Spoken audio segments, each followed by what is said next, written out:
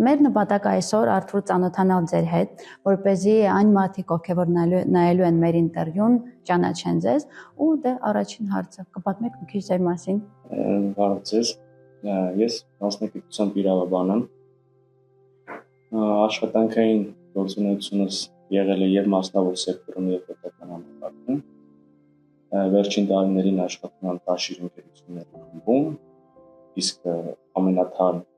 զբաղվածությունս վերջին ամիսներին, ինչպես գիտեք, մեր ձևով շարժման աշխատանքների ներգրավված է եւ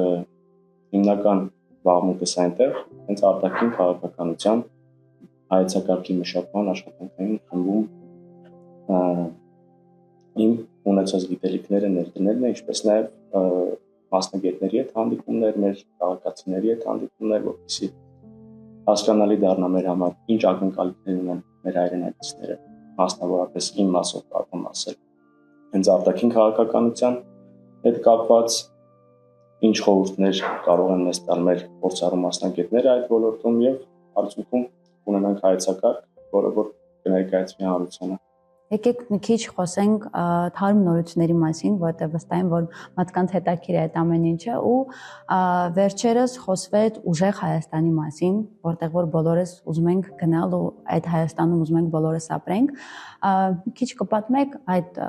5 քայլերի մասին, որոնք են այդ քայլերը, ինչու հենց այդ քայլերը ու ինչու հենց հիմա։ Նախ կուզենամ նշել, որ 5 քայլերով չի սահմանափակվելու, դա այն հիմնական քայլերն են, որոնք որ հանրությանը ներկայացվեց շարժման համակարգող Նարեկ Կարապետյանի կողմից։ Առաջին քայլը դա 300,000 նոր աշխատատեղ ստեղծելն է, որի անհրաժեշտությունը կարծում եմ եւ վստահ եմ, որ այսօր կա։ Գործազրկության հետևանքները տեսնում ենք, մարդկանց կյանքի որակի վրա ազդեցությունը տեսնում ենք։ Իսկ նմանատիպ մեծ քանակությամբ աշխատատեղերի ստեղծումը կարծում եմ թեթևացնի շատ հոգսեր, մարդիկ կունենան զբաղվածություն, արժանի աշխատանք, արժանի աշխատավարձով, ինչպես նաև դա կարող է գրավիչ լինել մեր սփյուռքի հայրենակիցների համար, մարդկանց համար, ովքեր որ աշխատանք չգտնելու պատճառով հեռացել են հայրենիքից, արժանապատիվ աշխատավարձ չունենալու պատճառով են հեռացել, հետևաբար շատ կարևորում եմ այդ կետը, որը որ ներկայացվեց։ Մյուս քայլը, որը որ ներկայացվեց հանրությանը, փոքր բիզնեսի հարկերից ազատելու որոշումն է, որը նույնպես կարծում եմ շատ կարևոր է, քանի որ փոքր բիզնեսը վստահ ենք չպետք է բախվի ավելորդ վարչարարության։ Պետք է հնարավորություն տրվի, որպեսզի փոքր բիզնեսի ներկայացուցիչները կարողանան զարգացնել իրենց ստեղծածը, հասնել ինչ-որ ավելի կայուն, ավելի մեծ մասշտաբների եւ այդ ճանապարհին չունենան ավելորդ խոչընդոտներ։ Դուք կհիշեք, որ երեք մենք այնտեղ հյուր ունեինք, մի աղջիկ ով որ ասեց, որ չէ, մի քիչ մի զորացրեք հարկերը, դա էլ շատ հետաքրքիր է, որ մեր ժողովուրդը։ Գիտեք, նման մոտեցումները ինձ համար շատ հաճելի է լսել, որ փոքր բիզնեսով զբաղվողները պատրաստական են որոշակի նաեւ պետության առաջ պարտավորություններ ստանձնելու։ Սակայն ես վստահ չեմ, որ նման մոտեցում ունեն մեր բոլոր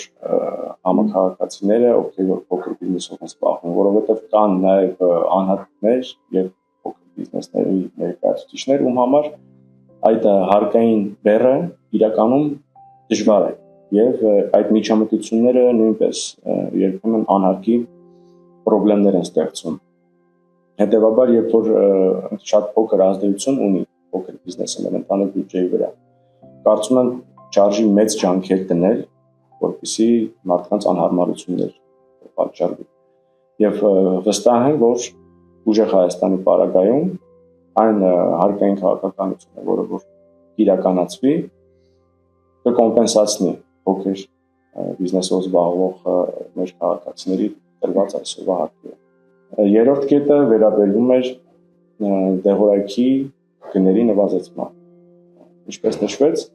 այդ ոլորտի կարգավորման եւ ավելի բարենպաստ պայմաններ ստեղծելու համար միջազգային փորձը ուսումնասիրվել է եւ կան հնարավորություններ վստահաբար, որ հնարավոր է 20%-ով իջեցնել դեղորայքի արժեքները։ Ինչպես նշվեց, դա շատ նվազագույն շեմը նշված, դա այն պարտավորությունն է, որը որ ստանձնել ենք, հնարավոր է ավելի շատ։ Այսինքն մեր հայրենակիցները նախ առաջի հերթին ունենալով աշխատանք, ապահովված լինելով, պետք է խնդիր չունենան դեղորայքի գնելու հետ կապված։ Եվ այդ դեղորայքը, եթե հնարավոր է ավելի էժան, ավելի քիչ դրամական միջոցներ տրամադրել, բնականաբար այդ քայլը պետք է կատարվի։ Ինչպես տեղյակ եք, ինչպես նաև նշվեց ներկայացման ժամանակ, կան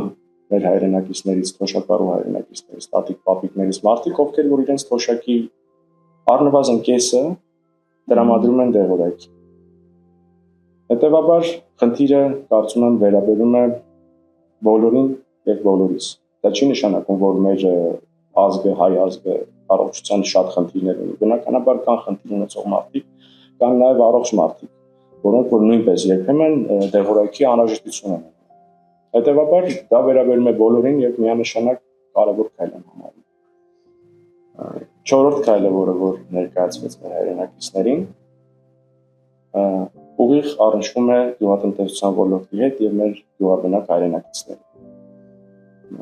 Տարբեր մարզերում հանդիպումներ ունենալով մեր գյուղատնտեսությամբ զբաղվող հայրենակիցների հետ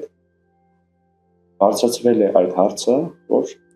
վերքը հասնում է, չենք կարողանում վաճառել կամ մեզ համար գնով չենք կարողանում վաճառել, չգիտեմ, սեզոնի սկզբին վարկեր ենք վերցնում եւ այլն։ Այսինքն բարդությունները հիմնականում առաջանում են գյուղացիների կողմից ստեղծած պրոդուկտը, ապրանքը իրացնելու հետ կապված։ Հետևաբար պետք է Հայաստանում բացվեն մթերման կայաններ, որոնք որ կհեշտացնեն գյուղացու կյանքը եւ խնդիրները ավելի կքչացնեն։ Տեսանելի կլինի գյուղացիների համար, իրանք ուր են գնում, ինչ արդյունքի բարագայում, ինչպիսի ոնց որ անկստանան, օգուտ կստանան։ Գնի հետ կապված ֆիքսվելու է գինը գյուղացիների հետ, ինչ գնով է տվյալ ապրանքը ձեռք բերվելու եւ նաեւ հնարավոր է տրամադրվի վերջիններիս անհրաժեշտ քիմիկատներ եւ բոլոր այն պարագաները, որոնք որ պետք է գյուղացուն հողը մշակելու, վերք ստանալու համար։ Հետևաբար այդ ծրագիրը կարծում եմ շատ նպաստավոր է լինելու եւ վստահ եմ, որ մեր գյուղացիները օգտվելով նման պետական աջակցություն ունեցող ծրագրից ունենան ավելի արագ զարգացում եւ մեր գյուղատնտեսական ոլորտը բավականին մեծ ձեռքբերումներ ունենա։ Այսինքն գյուղացիներն արդեն կսկսեն ապրել արժանապատիվ, ապահովված եւ չեն մտածի, որ իրենց վերքը կարող է մնալ պահեստերում կամ տանը մնա փչանա եւ այլն։ Այստեղ կարևորում եմ, որ դուք այցերի ժամանակ եք վերհանել տվյալ խնդիրները, այսինքն գետնի վրա ծանոթանալով, այցելելով տարբեր գյուղեր ու գյուղացիների հետ շփվելով, հասկացաք, որ այդ խնդիրը կա, ինչը հիմնականում այն մարդկանց, ովքեր որ ապրում են Երևանից դուրս, միշտ Երևանից դուրս ինչու եմ ասում, որտեղ կենտրոնացումը մի տեսակ Երևանում է, ու միշտ գյուղացիների մոտ այդ խնդիրը կա ու բողոքում են, որ չգիտեն ինչա կատարում մեր մոտ, այդ շատ եմ կարևորում ու բոլոր գյուղացիների կողմից շնորհակալություն։ Գիտեք, ընդհանուր մեր շարժման շրջանակներում բոլոր ծրագրերը հիմնված են մեր հայրենակիցների առաջարկների, խնդիրների եւ խորհուրդների վրա, որոնք որ հավաքագրելուց հետո համապատասխան մասնագետները վերլուծություններ կատարելուց հետո վերածում են արդեն կոնկրետ ծրագրերի։ Եվ բոլոր բնակավարներին է դա վերաբերում։ Բնականաբար մեր գյուղաբնակ հայրենակիցների խնդիրներին մեր թիմը եւ մեր ուժը առաջնահերթ կարևորություններից մեկն է համարում վերջիններիս խնդիրները, քանի որ պետք է որակական տարբերություն չլինի ուժեղ Հայաստանում, Երևանում կամ այլ քաղաքներում կամ գյուղերում բնակվող մեր հայրենակիցների կենցաղի մեջ, հետևաբար պետք է շատ մեծ աշխատանք է ուղղությամբ տանել։ Եվ նորից եմ կրկնում, այսինքն կետերը չեն եւ գյուղատնտեսությանը վերաբերող միայն այս մթերման կայաններ ստեղծելու պրոյեկտը չի, որ մեր ուժը պատրաստվում է իրականացնել Հայաստանում։ Ծրագրերը բազմաթիվ են, ծրագրերը էֆեկտիվ են լինելու եւ այս բանին հանրությանը ներկայացվել է միայն այդ ամբողջ ճանապարհի մի կարևոր հատվածը։ Հաջորդիվ բնականաբար պարզ կլինի նաեւ ընդհանուր քաղաքականությունը, մասնավորապես քանի որ գյուղատնտեսությունից ենք խոսում նաև այդ ոլորտում։ Տնտեսական ծրագրի շրջանակներում նաև բնակարանների ծրագիր է ներառված 20,000 բնակարան, որը որ պետության եւ մասնավորի համագործակցության ճիշտ աշխատանքի արդյունքում հնարավորություն կտա մեր հայրենակիցներին, նորաստեղծ ընտանիքներին, բազմազավակ ընտանիքներին ձեռք բերել շատ մատչելի գներով բնակարաններ։ Կարծում եմ խնդիրը այսօր նորից կա, չնայած որ վերջին տարիներին բնակարանաշինությունը մեր երկրում բավականին աճ է գրանցել, մասնավորների կողմից ներդրումները բավականին շատ են, բայց մենք տեսնում ենք, որ աշխատանքի բացակայության պարագայում եւ թանկ բնակարանների պարագայում մեր շատ հայրենակիցներ դեռևս չեն կարողանում իրենց սեփական տուն ունենալ։ Հետևաբար այդ է շատ կարևոր կետ է, որը որ արտադիր պետք է իրականացվի։ Եվ ինչպես նշվեց միջոցառման ժամանակ, այսինքն կետերը պետք է մեր հանրությանը մենք մատուցենք, որ սա խոստում է, այլ ոչ թե ծրագրեր, պլանավորած ինչ-որ աշխատանքներ, որը որ հնարավորության դեպքում կարող է իրականացվել։ Ոչ, ինչպես գիտեք, ցանկացած հայ մարդու համար խոսքը պետք է արժեք ունենա, եւ ցանկացած հայ մարդ, ով իրեն համարում է այս երկրի մի մասը, պետք է իր տված խոստումները իրականություն դարձնի։ Իսկ Սամվել Կարապետյանը իր կյանքով ցույց է տվել, որ իսկական հայ տղամարդ է։ Իր ամբողջ կենսագրությունը խոսում է նրա մասին, որ Հայաստանի Հանրապետությունը եւ հայ ժողովուրդը միշտ առաջին դիրքում է եղել իր հետաքրքրության եւ պարտավորությունների շրջանակներում։ Հետևաբար մենք չենք խուսափում ասել, որ այս կոնկրետ կետերը մեր խոստումն է, Սամվել Կարապետյանի խոստումն է հայ ժողովրդին, որը որ իրականանալու է։